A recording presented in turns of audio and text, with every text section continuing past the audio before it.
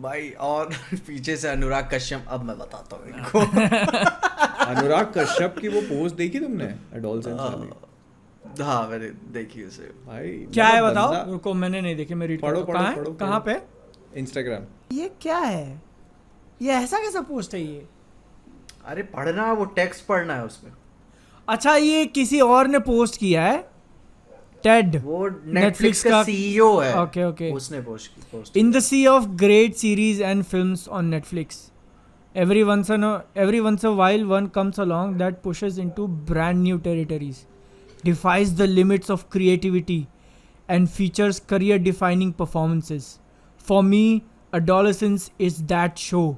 Director Philip, आगे का नहीं रीड करूँगा उसका surname, takes the viewers on a 4-part journey into a tragic family story that is intimate and powerful.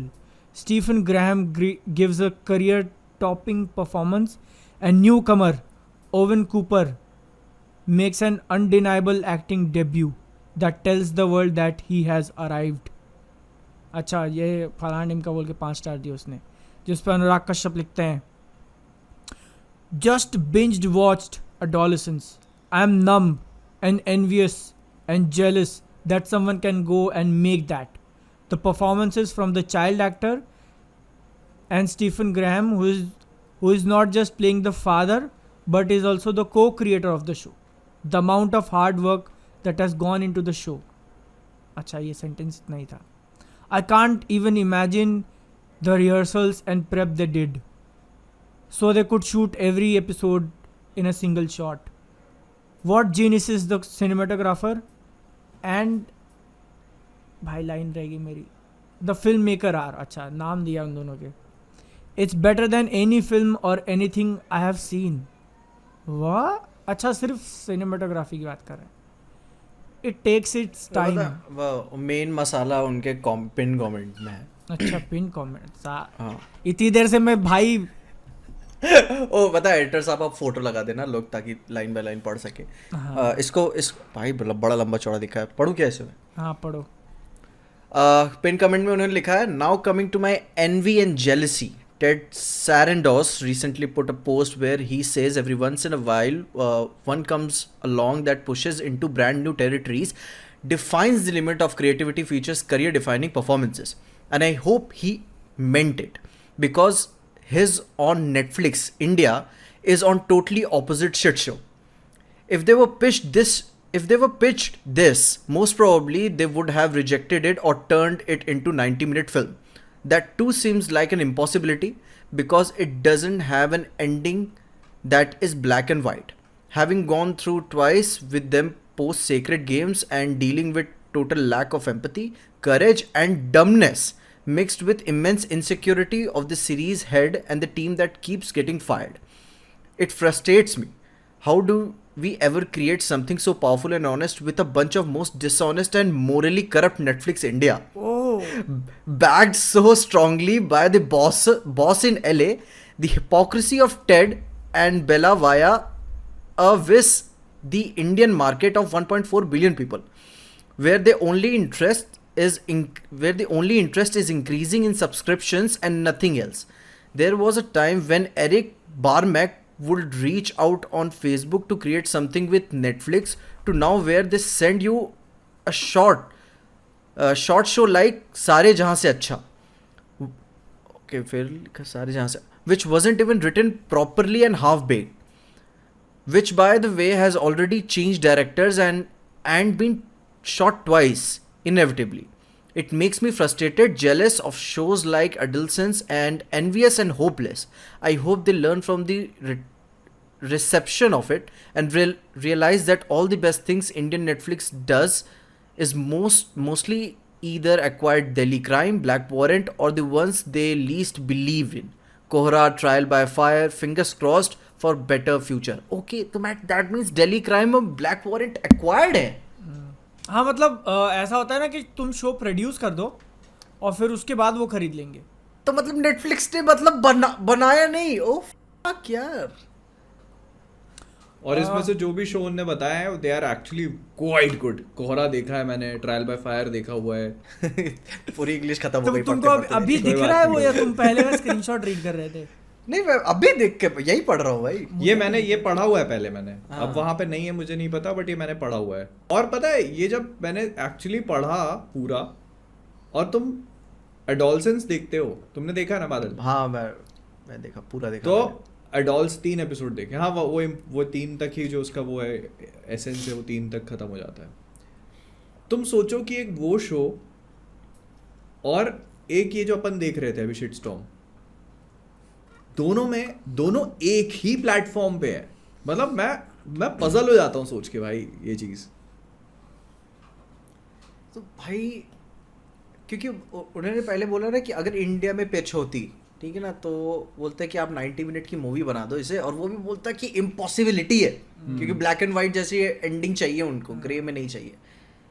That means कि if a new gen creator wants to make a show like Euphoria, इतनी visually stunning, ठीक है, बना ही नहीं सकता वो। नहीं बना सकते या तुम मतलब बना लो और बनाने के बाद और फिर बेचो। हाँ।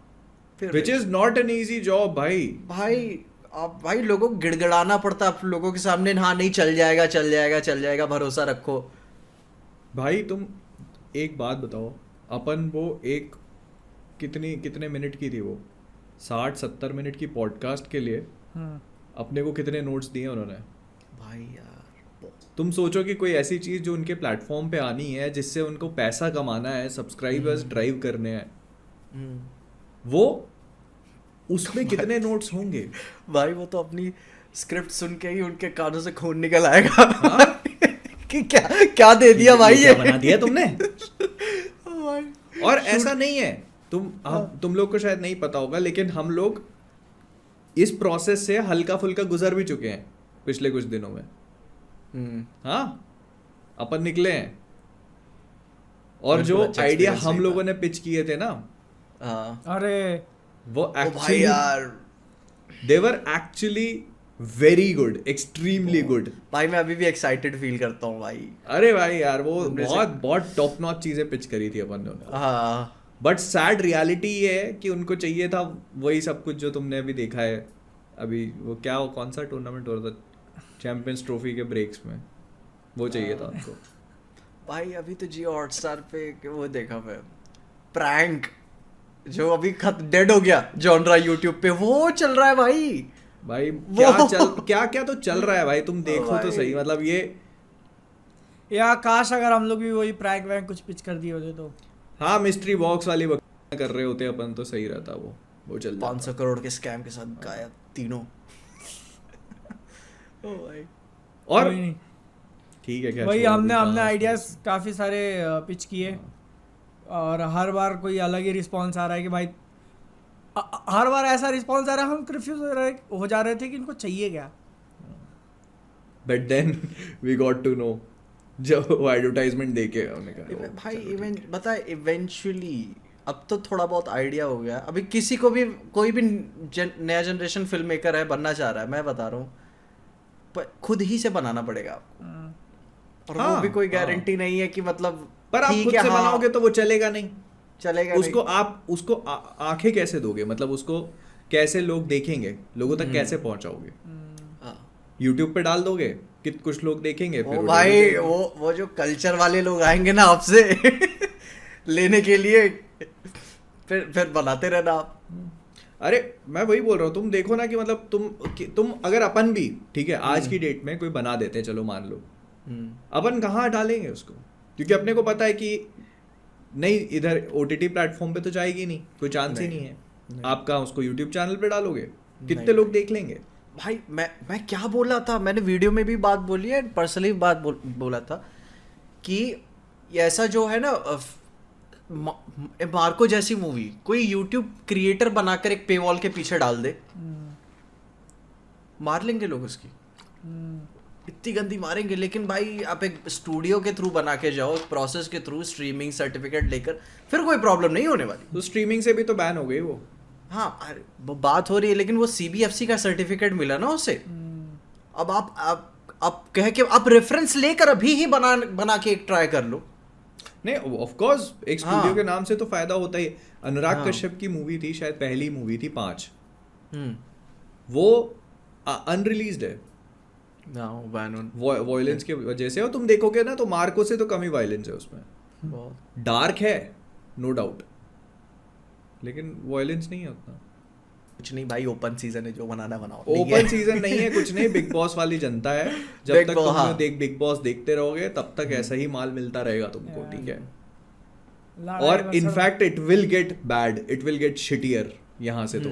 और क्या, सीधी सी कोई बात। बात नहीं है। देखो वही है, तुमको वही कंटेंट बनता हुआ दिखेगा, परोसते जाएंगे वो लोग जो लोग चाहते हैं भाई वही Exactly. भाई टीवी सीरियल का इतना मॉल एकता कपूर एंड वैसे और प्रोड्यूसर्स ने खराब कर दिया है कि कुछ बचा ही नहीं है टीवी पे देखने के लिए, नए जनरेशन मर्दों के लिए देखने के लिए। वो घर पे घरेलू औरतें ही देख रही हैं, सास बहू। और क्योंकि उनको वही चाहिए तो वही बन रहा है। वही वही बन वही रहा है। चाहिए, इस सास बहू की चीज वही चली रही है। जैसे बादल ने बताया ना कि हम आपको एक फैंटेसी बेच रहे हैं, सास बहू वाला भी उसी तरीके से ना, रिश्ता क्या कहलाता है। कब तक ही आप बेचोगे, हर बार ही आप बेचोगे भाई तो चले ही जा रहा है ना वो। अब देखो हाँ। जब तक ये वाली जनरेशन नहीं जाती ना। तब तक ये चीजें चलेंगी, ठीक है। अब जो नई जनरेशन है, अपकमिंग जनरेशन है, वो नहीं देखती होगी ये चीजें। अब जैसे मेरे घर पे नहीं है, मतलब जो जहाँ पे हम लोग रहते हैं वहाँ पे केबल ही नहीं है, तो नेटफ्लिक्स। अरे भाई, इसीलिए तो आया हुआ था कि टाटा वाले, टाटा प्ले और कोई तो एक दूसरी बड़ी कंपनी जो डिश वाले थे, डीटीएच वाले, मर्ज हो रहे हैं वो लोग। एयरटेल। मैं आई डोंट नो, एयरटेल नहीं था शायद।